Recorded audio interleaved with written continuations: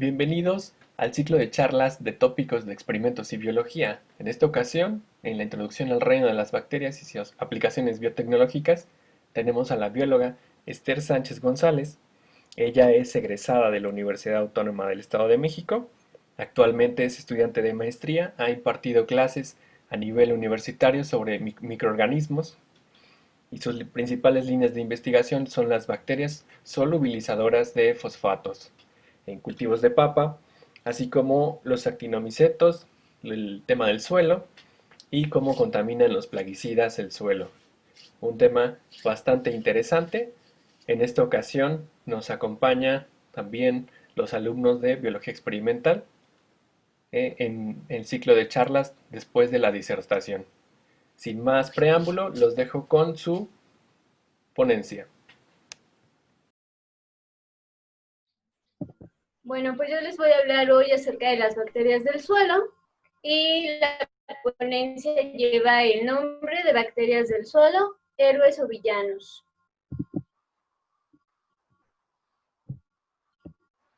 Bueno, el contenido de esta ponencia abarca lo que es algo muy esporádico del suelo, la composición del mismo, los microorganismos, las bacterias del suelo y sus funciones, el fósforo en el suelo y una introducción a lo que es biofertilizantes.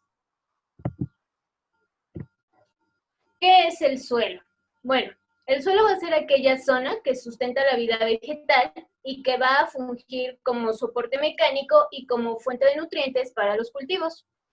Este es un sitio dinámico en el que se llevan a cabo procesos biogeoquímicos, es decir, los ciclos de diferentes elementos como el nitrógeno, el azufre o el fósforo, y que además nos va a proveer de servicios ecosistémicos, como pues es el material para construcción, nos va a servir como sustrato, nos va a proveer de alimentos, de madera, entre otras cosas. El suelo está compuesto de diferentes elementos, de minerales como las rocas, del agua, de aire, de materia orgánica, es decir, todo aquello que puede descomponerse, y también de organismos vivos a diferentes niveles, macroscópicos y microscópicos. En este caso yo les voy a hablar de 3 microorganismos de suma importancia por la población que representan dentro de la composición microbiana. Destacan los hongos porque representan el 61%, seguido de las algas con el 36%, y las bacterias, que es el grupo más pequeño, con el 3%. Los hongos son muy importantes porque van a ser los principales degradadores de la materia orgánica, pero además son importantes porque, como ven aquí, y como ya lo vieron en sus clases, los hongos forman un entramado como una pequeña telaraña, y esto permite darle una mejor estructura al suelo. Entonces, eso va a evitar la erosión del mismo. Por otro lado, tenemos a las algas, que son estas manchas verduzcas que se ven en zonas húmedas y que suelen ser como babita, que también puede estar flotando en lo que son los cuerpos de agua. Y estas son importantes porque son las principales captadoras de luz. Y finalmente tenemos a las bacterias. Este grupo es de suma importancia porque también son degradadoras de materia orgánica. Sin embargo, a diferencia de los hongos, las bacterias tienen la capacidad de degradar compuestos que son difíciles de degradar y que los hongos y las algas no podrían realizar, ya que tienen una versatilidad metabólica muy compleja. Ahora, ¿qué son las bacterias? Las bacterias son células procariotas, es decir, una célula que no tiene un núcleo definido. Su material genético está disperso en toda la célula. Son seres bastante pequeños que miden desde 1 hasta 750 micras. tienen un hábitat cosmopolita, es decir, que las podemos encontrar en cualquier ambiente y casi en cualquier condición. Pueden ser autótrofas o heterótrofas, aerobias o anaerobias, mesófilas, termófilas y extremófilas. Y tienen una reproducción asexual. Aquí no hay hembras o machos, simplemente se dividen y así es como se reproducen. Ahorita les voy a definir estas características. ¿Me escuchan bien? Sí. Ok. Bueno, las bacterias presentan diferentes formas. Pueden ser redonditas, denominadas cocos, tener forma de bastoncillos, que pueden ser bacilos, o también pueden ser espiraladas, y reciben el nombre de espiroquetas. A su vez, estas bacterias pueden formar agrupaciones, ya sea en cadenas o en racimos, ¿no? Si hablamos de cadenas, pueden ser estreptococos cuando son en forma redonda o diplobacilos. Y estafilococos cuando ya forman agrupaciones más grandes. O estreptobacilos cuando forman cadenas, en el caso de los bacilos. También pueden tener forma como de comillas. Y a esa forma se le denominan vibriones. Y hay una subdivisión cuando cuando las bacterias no son del todo redondas, ni tampoco del todo alargadas, se denominan cocobacilos. Entonces es una clasificación intermedia. De acuerdo a su nutrición, las vamos a clasificar en autótrofas o heterótrofas. Autótrofas para aquellas bacterias que tienen la capacidad de producir su propio alimento. Y heterótrofas si requieren de algún otro elemento para poder alimentarse. A su vez, las autótrofas pueden ser quimiosintéticas, es decir, que van a utilizar compuestos inorgánicos, como puede ser el azufre,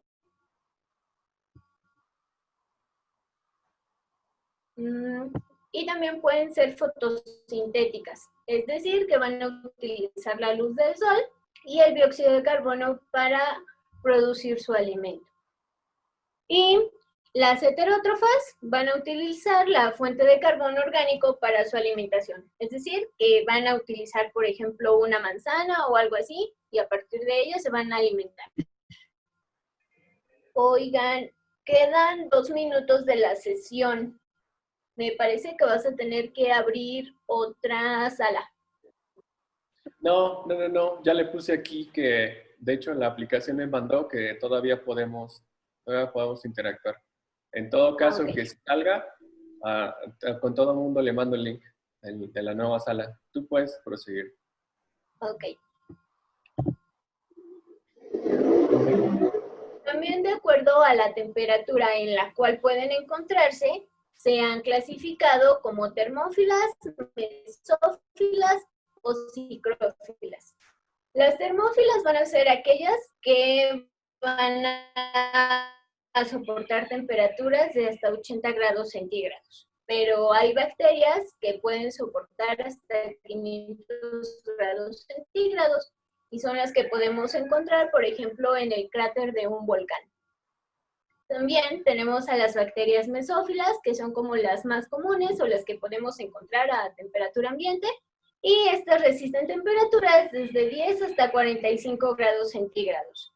Y finalmente tenemos a las psicrófilas, es decir, aquellas que van a vivir en temperaturas extremadamente frías, es decir, por abajo de -0. Así es que en los polos también vamos a tener una gran diversidad de estas bacterias. Bueno, a pesar de que estas bacterias se clasifican dentro de alguna de estas 3 características, es importante mencionar que también pueden compartir un espacio, es decir, que pueden ser tolerantes a características diferentes a las que suelen encontrarse. Es por eso que en esta gráfica ustedes pueden ver esa solapación. Entonces aquí vemos, por ejemplo, a las cicrófilas, con temperaturas muy bajas, de 4 grados. Le siguen las mesófilas, como Escherichia coli, que es muy común y que causa enfermedades intestinales, pero que también forma parte de nuestra flora o de nuestra microbiota. Y tenemos a las termófilas, hipermófilas y también a las hipertermófilas, que ya son las que les mencioné, que resisten temperaturas muy altas, incluso por encima de los 500 grados.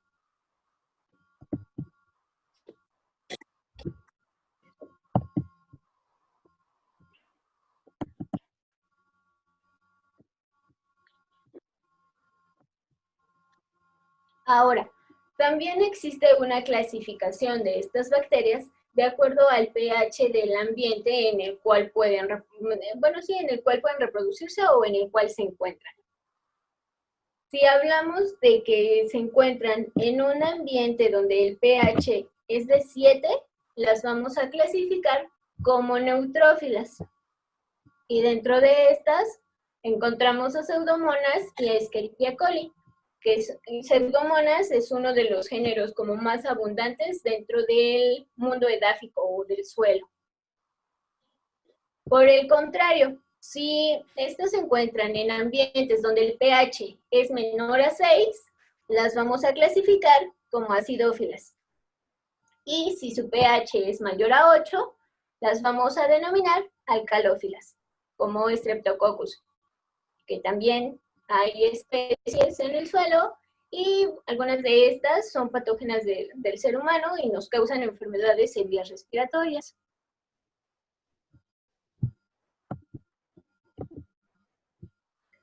Ahora, que ya les hablé como de las características que tienen, de sus formas y demás, cuando nosotros ya conocemos esas características, las podemos llevar del suelo o de algún otro medio al laboratorio y entonces nosotros podemos cultivarlas ahí.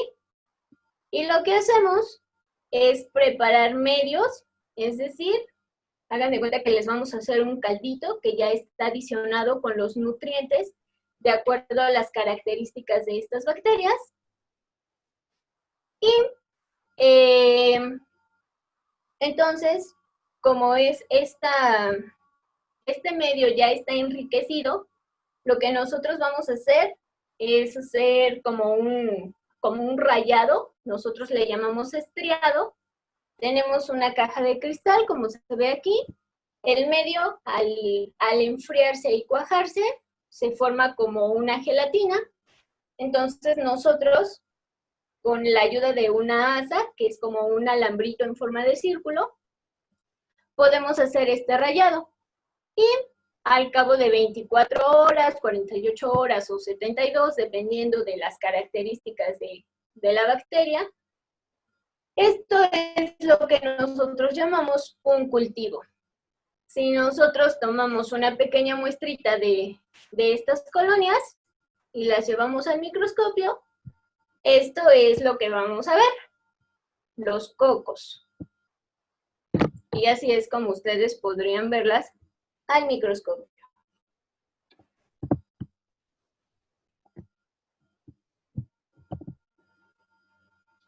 Ahora, es muy importante que consideremos el ciclo de crecimiento de las bacterias. Todas las bacterias tienen una fase de latencia, es decir, aquí las bacterias están vivas, pero no están activas. Compárenlas con un oso. Imagínense que están invernando. Entonces, están ahí, pero están dormiditas. Cuando las condiciones del ambiente son las adecuadas o encuentran los nutrientes necesarios para crecer y reproducirse, pasan a la siguiente fase denominada exponencial.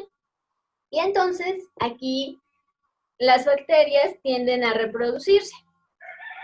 El ciclo de de reproducción dependerá de cada bacteria. Por ejemplo, la Escherichia coli es cada 20 minutos. Entonces, lo que hacen aquí es reproducirse y reproducirse y reproducirse. Entonces, se incrementa el número de microorganismos o incrementa su población, hasta llegar a un punto en el que forman esta línea recta o esta meseta. Y a esta parte se le denomina fase estacionaria. Aquí la población ya se mantiene estable, ya no hay crecimiento, ya no hay reproducción. Y aquí ocurren dos cosas.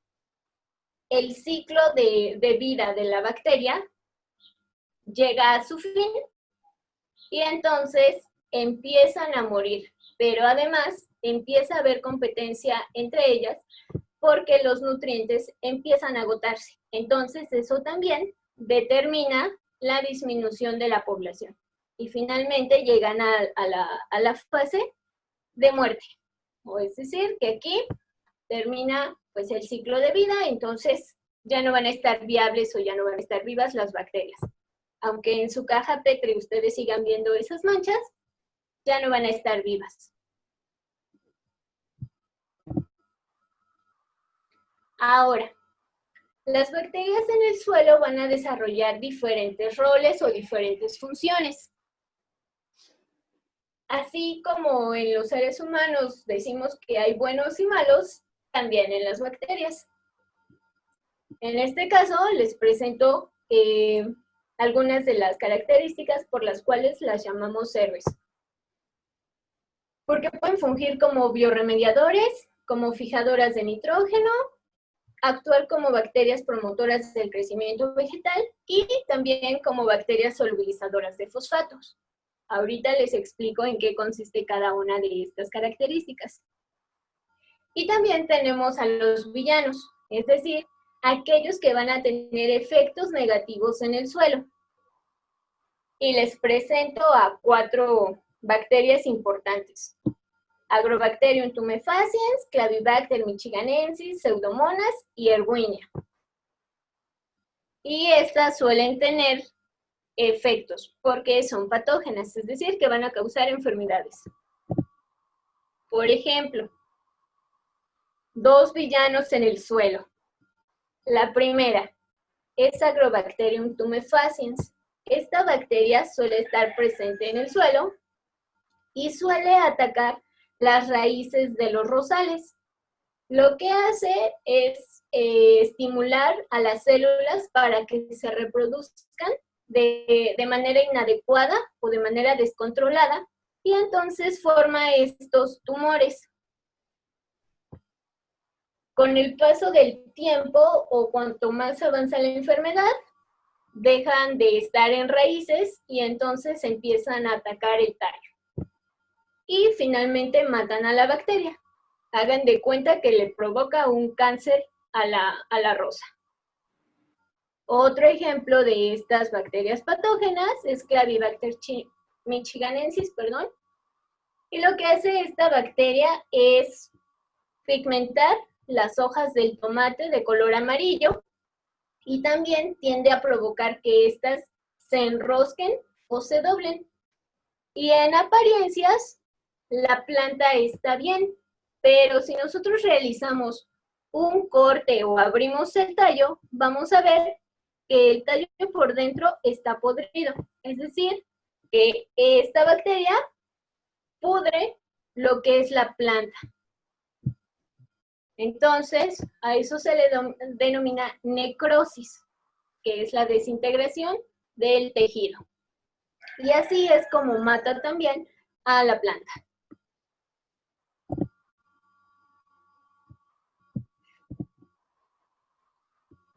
Ahora vamos a hablar de los héroes del suelo. Estas bacterias patógenas están de manera natural en el suelo, pero también, de forma natural, podemos contrarrestar su presencia con la presencia de otro tipo de bacterias. En este caso les voy a hablar de Nocardioides, que es una bacteria que se ha clasificado como bioremediadora. ¿Por qué? Esta bacteria tiene la capacidad de degradar compuestos tóxicos o de disminuir las concentraciones de algún compuesto en el suelo. Entonces, en este caso, Nocardioides puede degradar el DDT, que es un plaguicida altamente cancerígeno, es muy tóxico y además persiste por muchos años en el ambiente. Entonces, esta bacteria puede sobrevivir en presencia de ese plaguicida y puede utilizarlo como alimento, sin que ella sufra daños. Por eso es que se les llama bioremediadores. Otro ejemplo de los héroes son aquellas bacterias que son fijadoras de nitrógeno, como Rhizobium. No sé si alguien de ustedes ha tenido la curiosidad de jalar un trébol con todo y raíz y han observado que sus raíces tienen estas pequeñas bolitas, denominadas nódulos. Bueno, pues esta bacteria es atraída por compuestos que esta bacteria desecha al ambiente y entonces la bacteria penetra en la raíz de la planta formando ese pequeño nódulo. Y entonces lo que hace es como fijar o atrapar el nitrógeno que esté en el ambiente. Y este es uno de los macronutrientes más importantes para el crecimiento de los vegetales. Otro grupo son las bacterias promotoras del crecimiento vegetal. Estas bacterias se llaman así porque tienen diferentes mecanismos para ayudar al crecimiento de las plantas. Pueden producir fitohormonas que estimulan el crecimiento o el desarrollo de raíces. También pueden incrementar la cantidad de nutrientes que hay en el suelo. Además, también pueden producir antibióticos, es decir, sustancias que pueden matar a las bacterias patógenas. Y también pueden producir algunos otros compuestos que son similares a las hormonas, fitohormonas en este caso, como las auxinas o el ácido indolacético y los sideróforos. Y dentro de este gran grupo entran las solubilizadoras de fosfatos. Estas bacterias tienen la capacidad de hacer que el fósforo que está de manera natural en el suelo esté disponible para las plantas a través de diferentes mecanismos. Imagínense que el fósforo está en el suelo, pero está adherido a muchas cosas o está secuestrado por otros elementos que también están presentes en el suelo. Entonces, aunque la planta quiera utilizarlo, los otros elementos no lo permiten. Entonces, estas bacterias tienen que entrar en acción. Hagan de cuenta que van a ir a secuestrar al fósforo y se lo van a regalar a las plantas. Uy, esto va a ser pregunta de examen, muchachos. Espero estén anotando. Bueno, ahora pasemos a algunas de otras funciones que tienen de manera general estas bacterias. Yo ya les había mencionado que pueden degradar la materia orgánica, pero también mejoran la fertilidad del suelo. Van a proveer de nutrientes a las plantas. Van a estimular el crecimiento. Obviamente, cuanto mayor cantidad de nutrientes haya en el suelo, mayor será la nutrición de la planta. Y obviamente tendrá pues más defensas, tendrá más energía y podrá crecer más rápido y con mejor calidad. También tendrá la capacidad de aniquilar patógenos y les vuelvo a reiterar, las bacterias tienen la capacidad de solubilizar los fosfatos, es decir, el fósforo que está secuestrado por algunos otros elementos. En este esquemita pueden ver la planta y pueden ver aquí a las bacterias solubilizadoras de fósforo. Estas ya reciben el nombre de biofertilizantes. porque se adicionan, bueno, al adicionar este tipo de bacterias al suelo, aparte de que se incrementa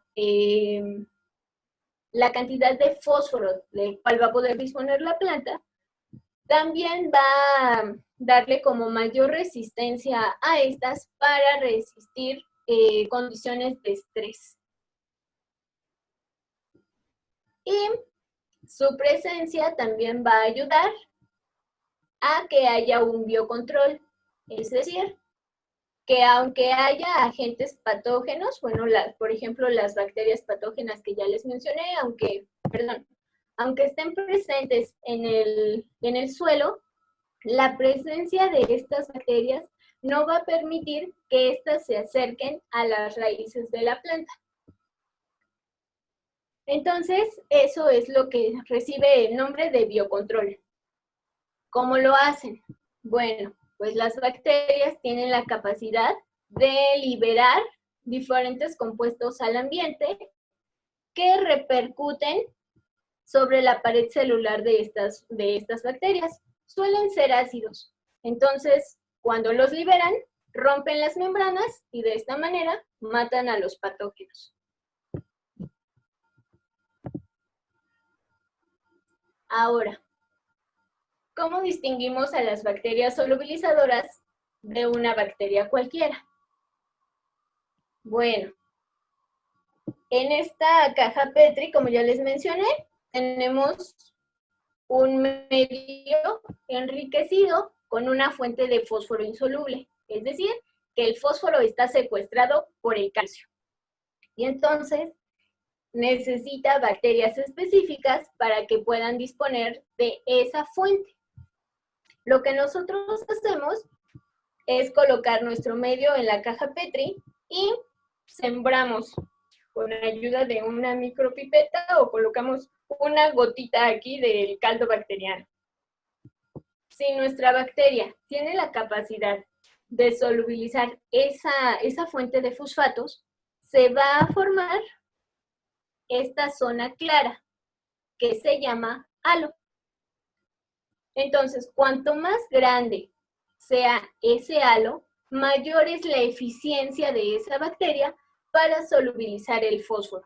Entonces, si este halo es grandote y si esta bacteria estuviera presente en el suelo, obviamente la planta tendría muchísimo fósforo. Y pueden utilizar diferentes mecanismos para realizar esto. La solubilización, que es pasar el fósforo insoluble a su forma soluble mediante cambios de pH. Tenemos un suelo, puede ser un pH básico, y entonces lo va a disminuir, es decir, que lo va a convertir a ácido. O bien, si tenemos un suelo ácido, lo va a acidificar aún más. Entonces, eso va a causar la liberación del fósforo. En la quelación y en la mineralización ya son procesos más complejos que requieren intercambio de iones y reacciones redox y demás. Pero el más común es la solubilización.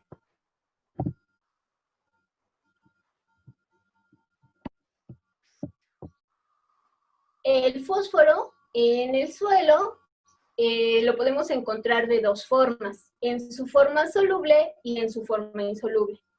La fracción soluble es la que forma parte de los seres vivos, o más bien, los seres vivos pueden disponer de ella. Y es la fracción más pequeña. Es muy, muy, muy pequeña. Imagínense que solo 1 miligramo por cada kilogramo del suelo está disponible. O sea, solo 1 miligramo. A comparación de la forma insoluble. Esta se va a encontrar en los depósitos de apatitas, ¿no? Que es como un mineral, como una tipo roca, pero obviamente la planta no va a poder utilizar ese fósforo. Y es la fracción más abundante en el suelo. porque podemos encontrar desde 400 hasta 1200 miligramos por kilogramo de suelo. Y para poder utilizar este tipo de fósforo, es necesario que esté presente el metabolismo de las bacterias solubilizadoras del fósforo. Si estas bacterias no están presentes, este fósforo no puede ser utilizado. Y el fósforo es muy importante para los seres vivos porque constituye el 3% del peso seco de una célula.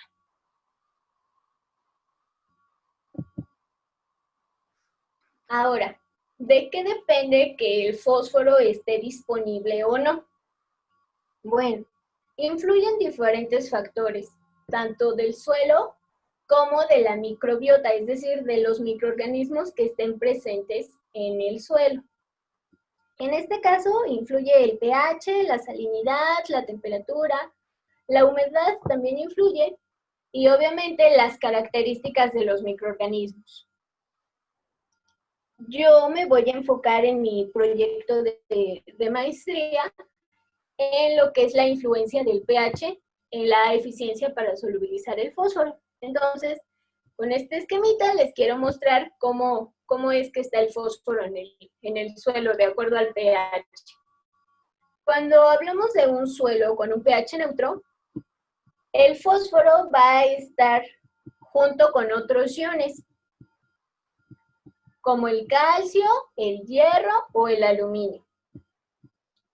Bajo esta condición, la planta puede disponer del fósforo, porque como ven, cada uno está por su lado, nadie está unido a otro.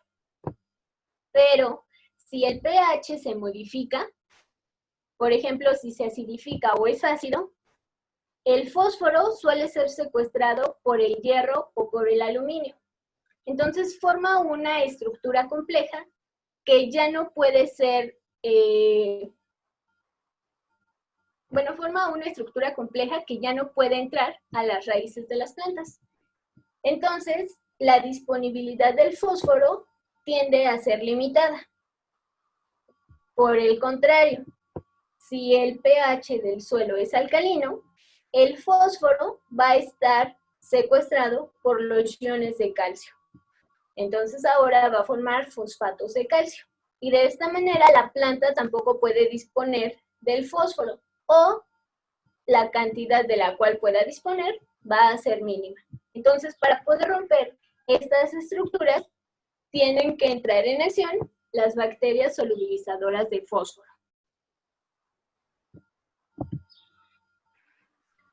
¿Por qué es importante el fósforo?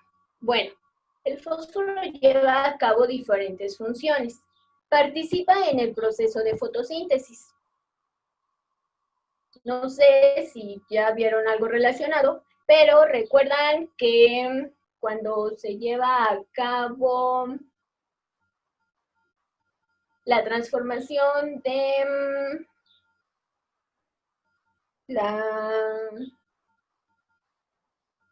la glucosa, al final recuerdan un compuesto que se llama ATP, que es como la moneda energética. Para que se pueda formar ese ATP, es necesario que el fósforo esté presente.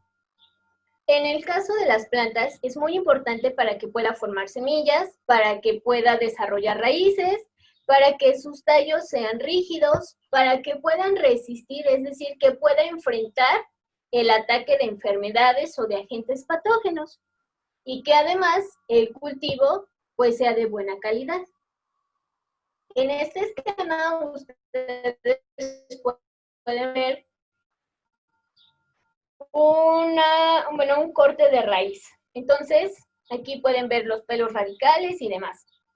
Esta zona está pobre en fósforo, es decir, que el fósforo ya está secuestrado por alguno de los iones que ya les mencioné. Si se dan cuenta, las raíces están muy, muy, muy pequeñas, ¿no? Y no hay pelos radiculares, a diferencia de la zona donde hay mayor disponibilidad de fósforo y que además también pueden estar otros microorganismos que pueden proveer de nutrientes a la planta, como las micorrizas. Si se dan cuenta, aquí hay mayor biomasa y mayor cantidad de pelos radiculares. Entonces, cuanta más masa radicular haya, mayor absorción de nutrientes podrá hacer la planta. Entonces mejorará su nutrición. Bueno, ya les hablé de toda la importancia del fósforo, de las bacterias y así. Ahora les voy a hablar de algunas de esas aplicaciones que ya tienen estos héroes. Y en esta transparencia les presento a los héroes en acción, que son diferentes especies que ya se utilizan para plantas, bueno, para cultivos específicos y que saben que incrementan ya sea la fase de germinación o que incrementan el rendimiento de los cultivos. Por ejemplo, Pseudomonas fredericksbergensis se utiliza en las actividades forestales y se adiciona a las plántulas de álamo para favorecer su crecimiento. Por el contrario, Pseudomonas putida y Burkholderia son bacterias que se adicionan a cultivos de suma importancia alimentaria, como es el arroz, que ocupa el segundo o tercer lugar a nivel mundial, y entonces también favorece su crecimiento. Streptomyces se utiliza para el cultivo de papa, que ocupa el cuarto lugar a nivel mundial en importancia alimenticia, y Bacillus megatherium, que también se utiliza en las actividades forestales para la germinación de semillas de los pinos. Como ven, ya se ha avanzado un poco en este campo ya de la aplicación biotecnológica.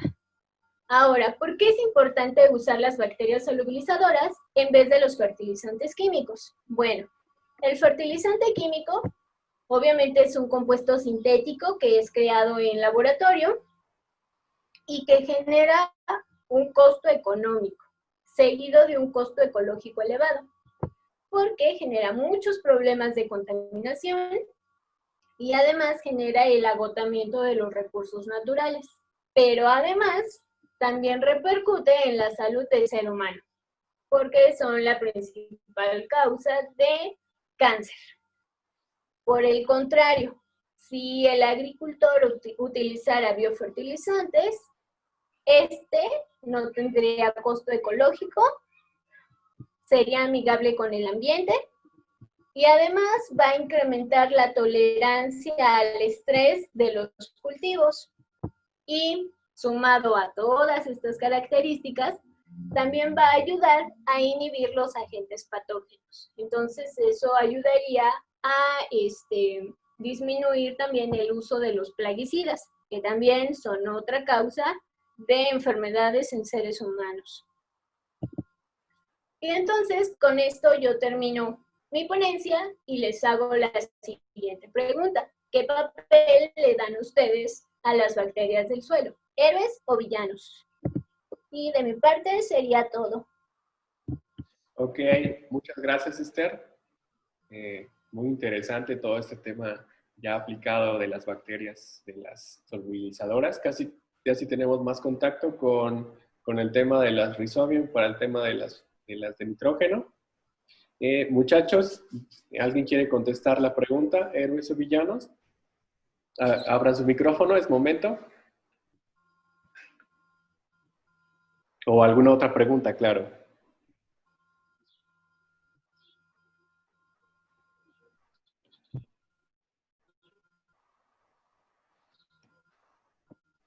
Hola, ¿están ahí? Abran su micrófono, por favor, muchachos. Si entendieron o entendieron algo. Jessica.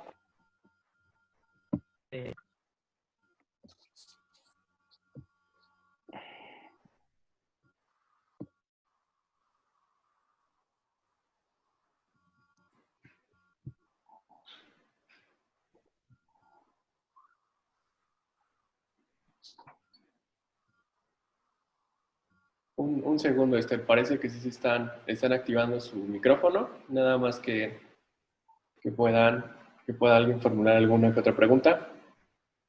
Ujú.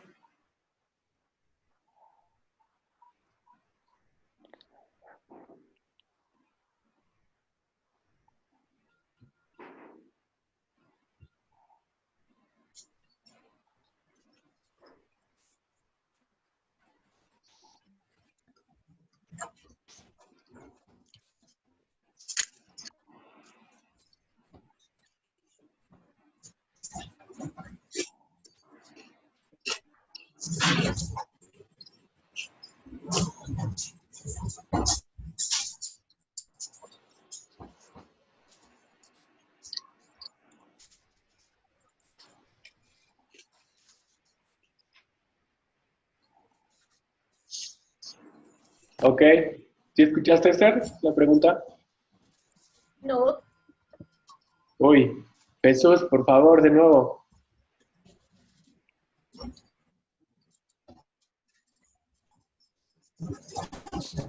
Perdón, ¿se me puede volver a repetir la pregunta? ok. ¿Qué papeles dan ustedes a las bacterias? ¿Héroes o villanos? Pues yo diría que héroes, porque pues sí, bueno, lo que más o menos alcancé a escuchar, pues hacen un papel de que tal vez se alimentan de bacterias vivas, ah, algo así, ¿verdad?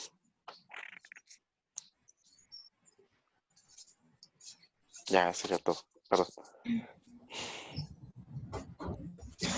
Bueno, yo también le daría el papel de héroes, porque aunque hay algunas bacterias que no, que dañan las plantas, estas se pueden controlar con, como usted lo dijo, con algún otro componente que elimine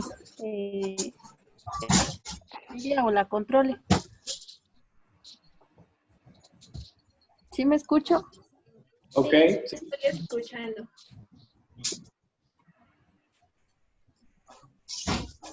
¿Más? Señorita Polo, adelante. O alguien más, claro. Bueno, para mí, pues, yo creo que yo le daría el papel de, pues, de héroes, porque, pues, como lo dijo ella, pues, las funciones de las bacterias, pues, son degradar la materia orgánica. Entonces, eso es una de las cosas, pues, pudiese decirse que más buenas que tienen en su función de ellas.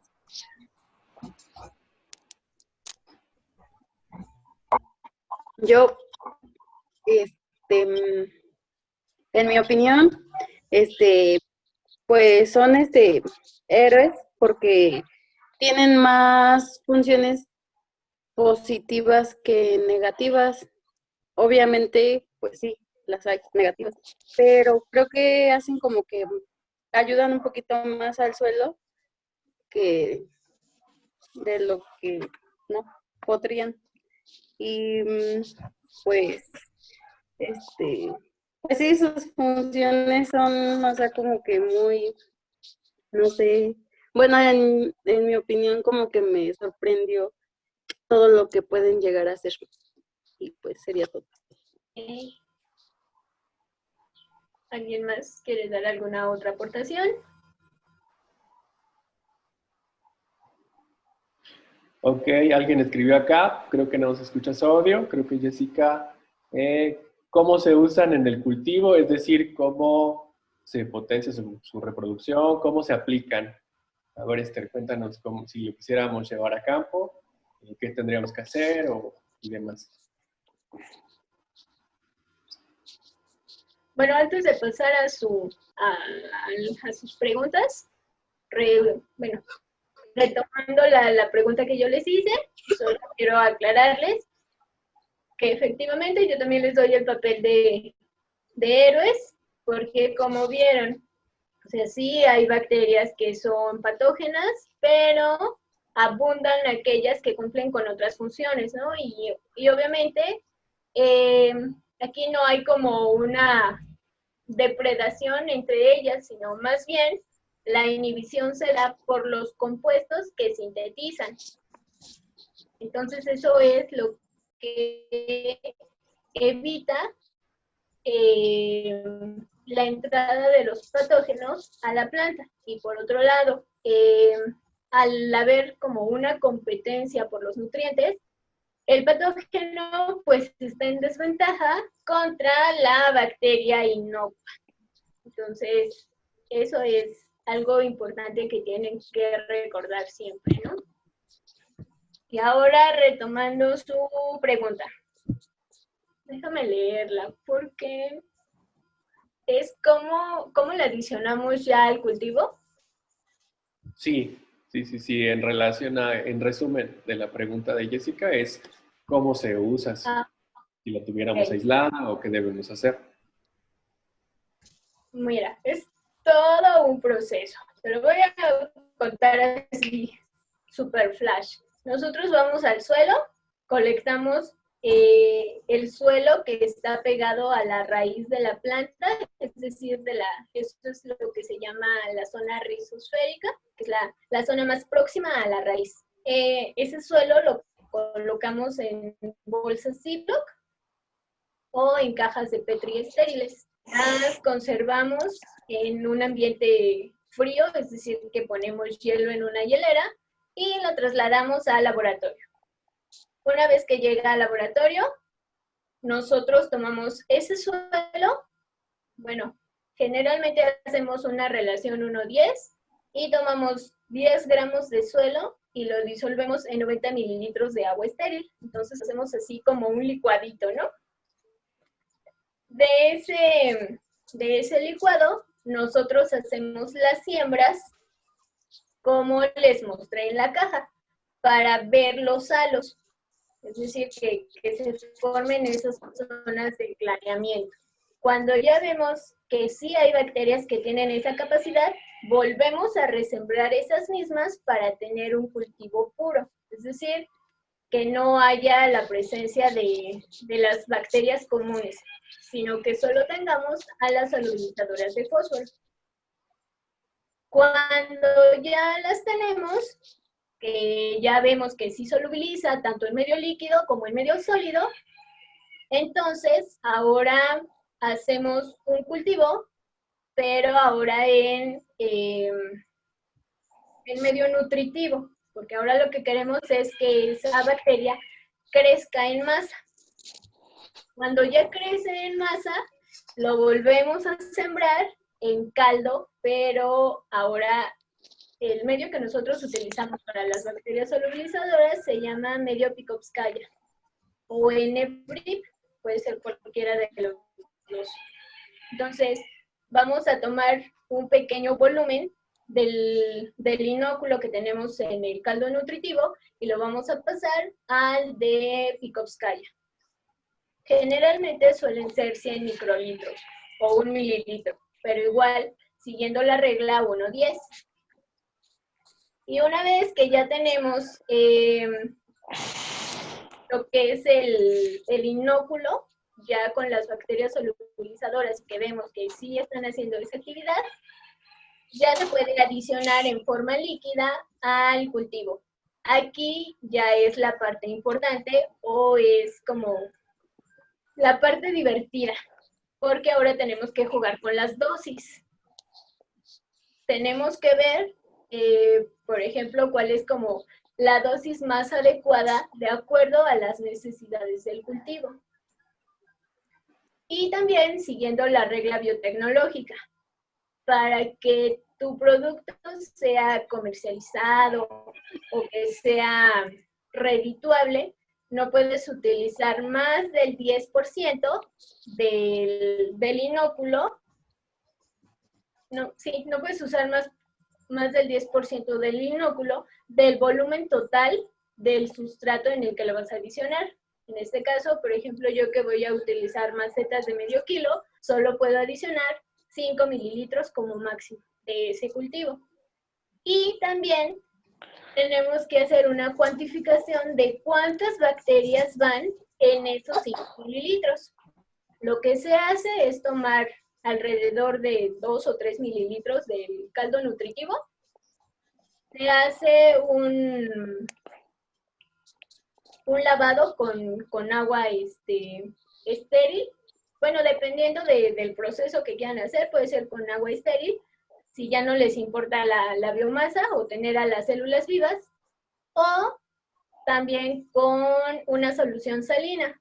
Entonces se concentran las bacterias. Por ejemplo, si tomo 3 mililitros, la voy a centrifugar para concentrar las bacterias en el fondo de mi tubo. ¿Qué fuente Suéter, Fernando? Después de eso voy a hacer 1 o 2 lavados y entonces vuelvo a resuspender en el volumen inicial, que fueron 3 mililitros, ¿no? Con solución salina o con agua. Eso lo coloco en un cristalito cuadrado, que en este caso, La cámara de Neubauer, ¿no? No, es para el espectro. Ah, ok. Déjenme Es para- acordarme. Es un cristal que meto a un aparato que se llama espectrofotómetro. Entonces ahí hago una lectura de 600 nanómetros. Y de acuerdo a la absorbancia que me dé, es la concentración de bacterias. Yo utilizo, o más bien concentro mis bacterias para tener una absorbancia de 0.2, lo que equivale a 1 por 10 a las 5 unidades formadoras de colonias. Es decir, que por cada mililitro tengo alrededor de 500,000 bacterias. No, pues sí, es bastante. Y así Oh. es como se Y hace. también es todo, como pueden notar, chicos, es todo un proceso. Incluso es una tesis de licenciatura, es una tesis de maestría, y puede ser tesis de doctorado, como pueden notar. También tiene mucha aplicación en lo que hacemos nosotros para el manejo de recursos naturales. Por ejemplo, en el caso de las bacterias que menciono, algunas ya son de uso forestal. Trabajamos acá, por ejemplo, en el laboratorio, muchas especies forestales, igual, entre ellas pinos, ¿no? Entonces, es un tema muy interesante. Por ahí, chicos, si a alguien le interesa, más adelante tenemos a la maestra Esther, que nos va a asesorar para el tema, ¿verdad, Esther? Claro, si me invitan, con todo gusto. Ok. Chicos, escriban su pregunta en el chat. Su siguiente pregunta, ¿alguien más? O alguien tome el micrófono, la palabra. Adelante.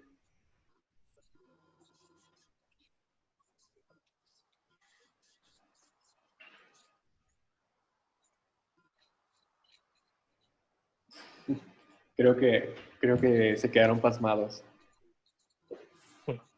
Muy impresionado. No les gustó el tema o no me entendieron, iba muy rápido, fue muy técnica, ¿o qué les pasó? Yo tengo una profe, pero no sé, me suena como que sería algo raro preguntarla, ¿no? Adelante, Eduardo. Bueno, pues mi pregunta sería, ¿qué pasaría si no estuvieran esas bacterias presentes? Por así decirlo, ¿cuál sería una consecuencia? Una consecuencia. Pues obviamente va a haber baja disponibilidad de tu nutriente, en este caso del fósforo, que es el elemento que a mí me importa. Y eso repercute en tu cultivo. Tendrías que utilizar grandes cantidades de fertilizantes para proveer a tu planta del fósforo que requiere para que pueda crecer y para que pueda desarrollar semillas. Por ejemplo, yo que voy a trabajar con papa, si estas bacterias no estuvieran presentes, la papa de manera natural requiere alrededor de 28 miligramos por kilogramo de suelo para que pueda desarrollar tubérculos. Y recuerden que solo 1 miligramo está disponible, entonces necesita 27 unidades más que se las tienen que proveer las bacterias. Si las bacterias si las bacterias no están presentes, entonces el agricultor tendría que abonar 423 kilos de fosfato triple, si mal no recuerdo, para que el cultivo de papa produzca tubérculos. Gracias. Sí, como pueden notar, chicos, que cuando en esta temporada de fertilización, en algunas regiones el maíz, y para los que viven en regiones donde se cultiva la papa, el adicionar agroquímicos también trae muchas consecuencias al medio ambiente. Por lo tanto, utilizar bacterias como de las que nos propone Esther, que está trabajando, pues ayudan a paliar contra toda esta parte de afectación al medio y al suelo, sobre todo. ¿Alguien más, muchachos? Antes de cerrar la sesión.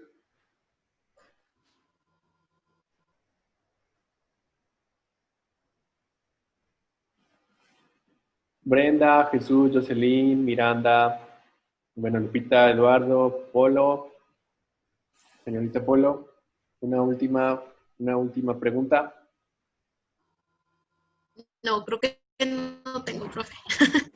Quedé impactada por todo el proceso que se lleva para hacer demasiadas bacterias. Y no les platiqué que antes de hacer todo eso, hay que hacer un lavado de cristalería, sí, bien lavadito.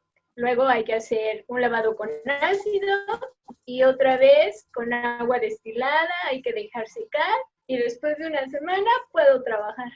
Y que además tengo que cultivar hoy para tener resultados dentro de 8 días, solo para saber si a las bacterias se les antoja solubilizar o no.